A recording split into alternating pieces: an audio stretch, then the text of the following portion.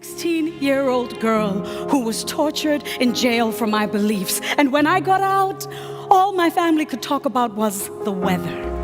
Our guest is an award-winning poet, author, presenter, actress, and producer. She is a South African household name who is most recognizable for her lyrical and gusty poetry, which has captivated audiences in 28 countries over the last 2 decades. Welcome, Lebo Mashile.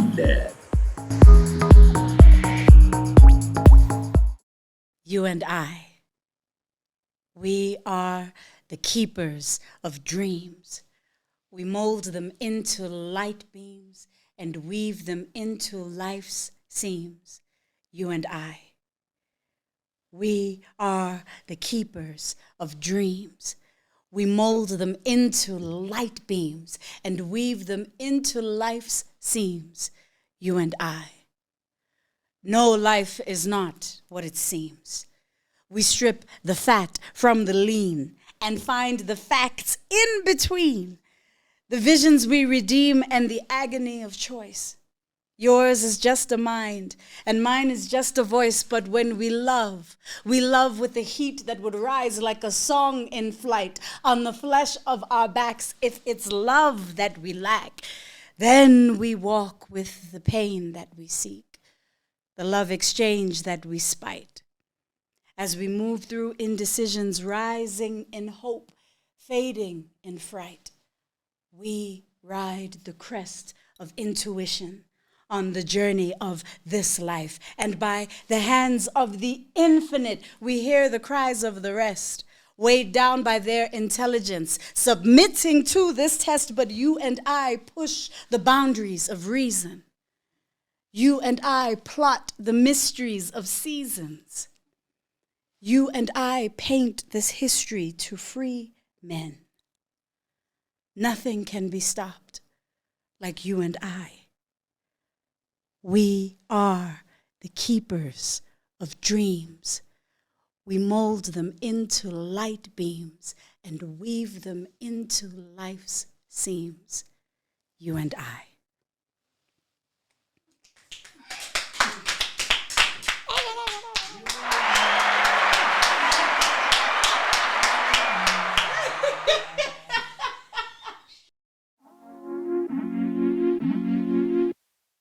Sam Peo is a multi-award-winning theatre performer, singer, dancer, actress, and creator with over 30 years of experience.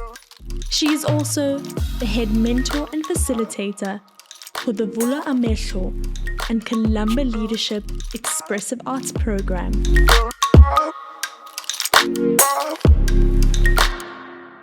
Welcome, Lebo. It is so wonderful to have you join us. Thank you. It's an absolute pleasure. I'm so happy to be here. Thank you for having me. Yay, we're so excited.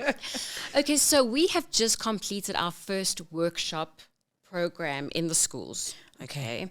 And as a first task, a lot of the participants were asked, who am I?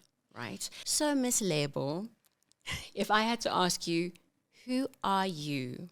What would you say? Ooh, I guess first of all, I mean, that question is such an interesting and important and like an ongoing question. Like you can ask yourself that question every single day of your life and get a different answer. You can ask yourself that question with every single project that you do as an artist and find a new aspect of yourself, you know? What am I? Okay, who am I? I'm an artist. I'm a Black woman. I'm a feminist. I'm a mom of 2. I'm an African. I'm South African. What am I? I'm a daughter. I'm a sister. I am a watcher of series and a reader of books and an orderer of Uber Eats and a drinker of coffee and a liker of nice things and a traveler. And a traveler, yes. Yes, thank you. So that always feels like when someone just tells you a little bit about themselves, it feels like we're hearing about the story of you. Yes. And that's why I love storytelling, right? Yes. And for some reason, we as human beings, we do this. We take the human experiences that we encounter every day, and we communicate that to others in the form of a story.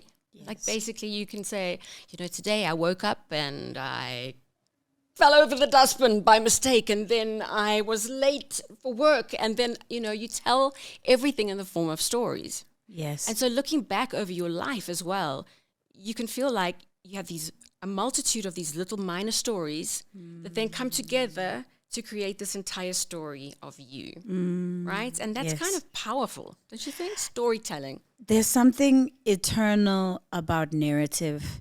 It's like we need story to make sense of ourselves, and we need stories to be able to make sense of the world, politics is a story. Economics is a story. National identity is a story, and I think what's also really interesting is that there's always a story about ourselves, about other people, and about the world that's happening in our heads all the time.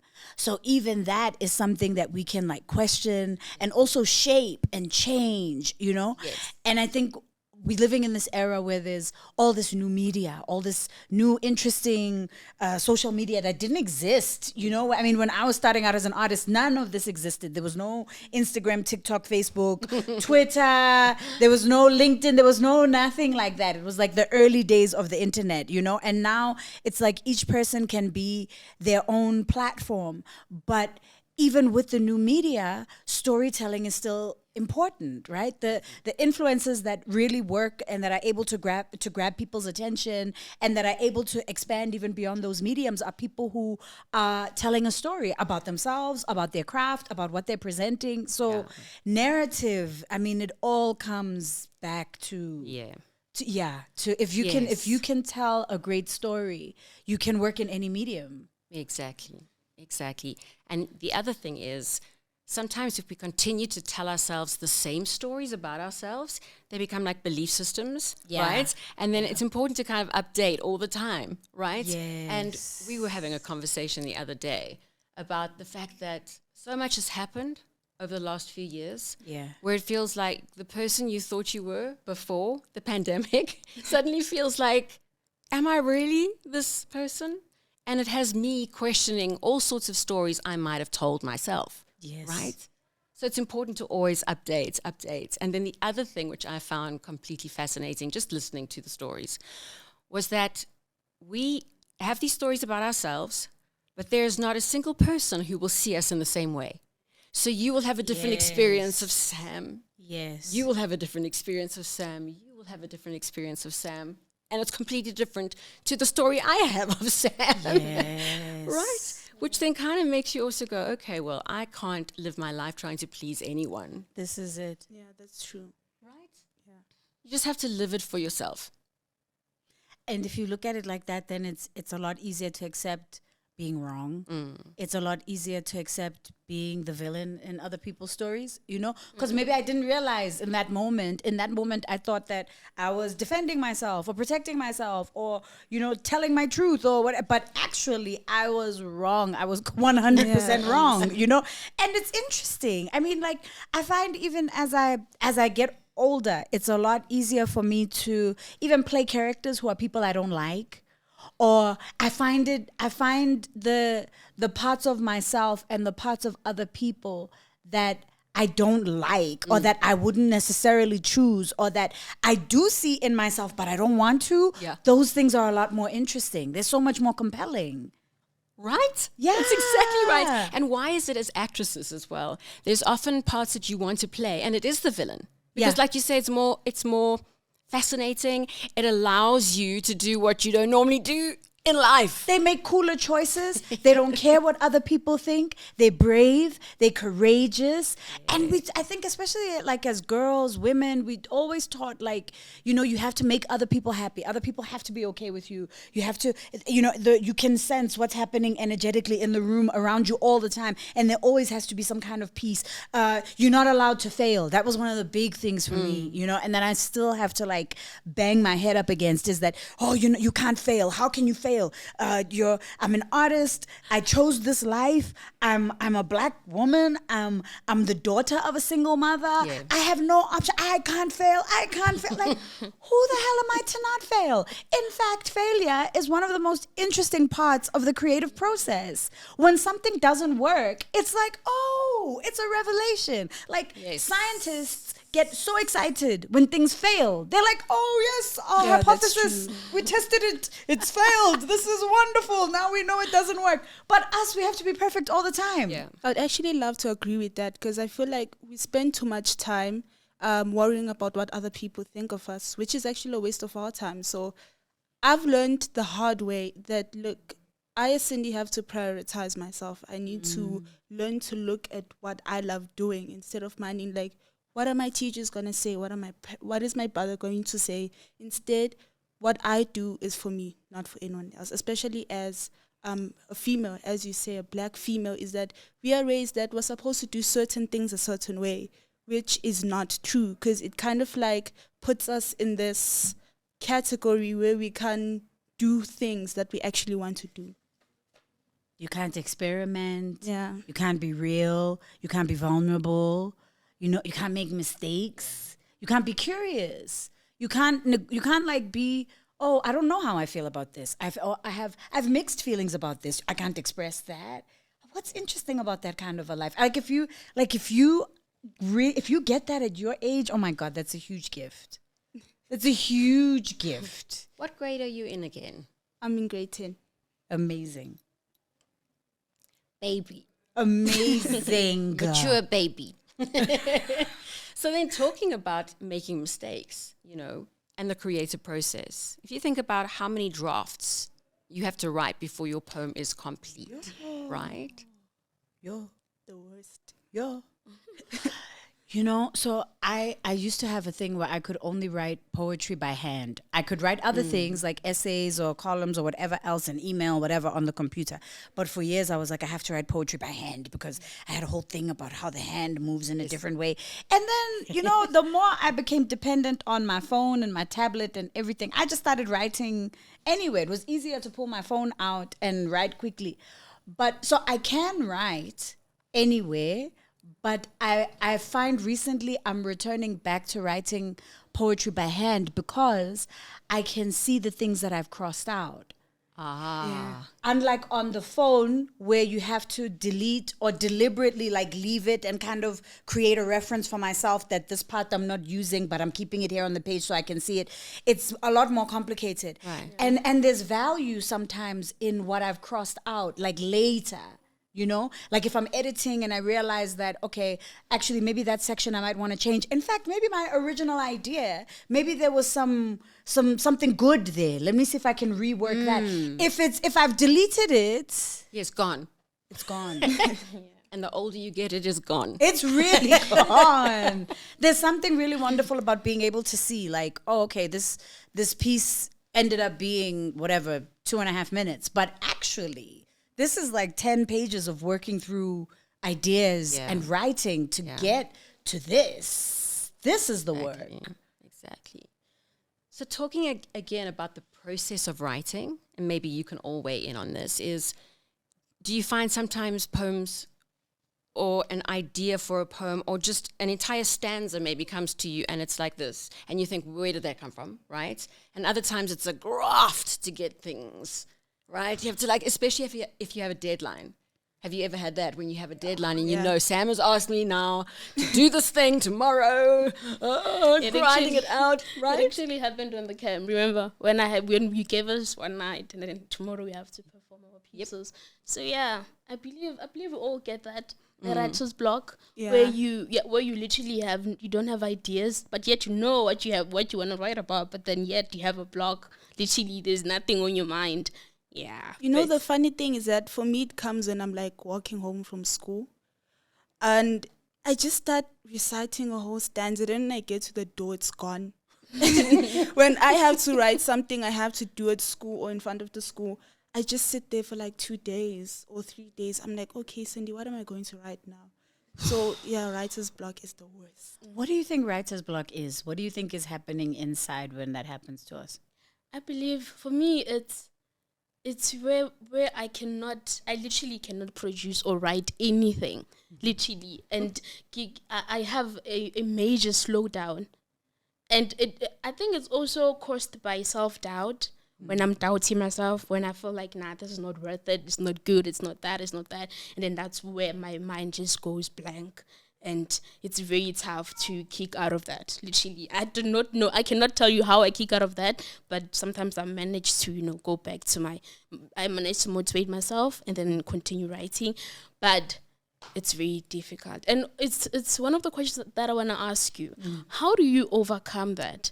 Because it's very demotivating. For some people, they literally quit writing permanently. Like they just quit because it's not a good thing to experience. Oof. Yeah. Such a great question and so many wonderful reflections in what you both have said, what everybody's saying.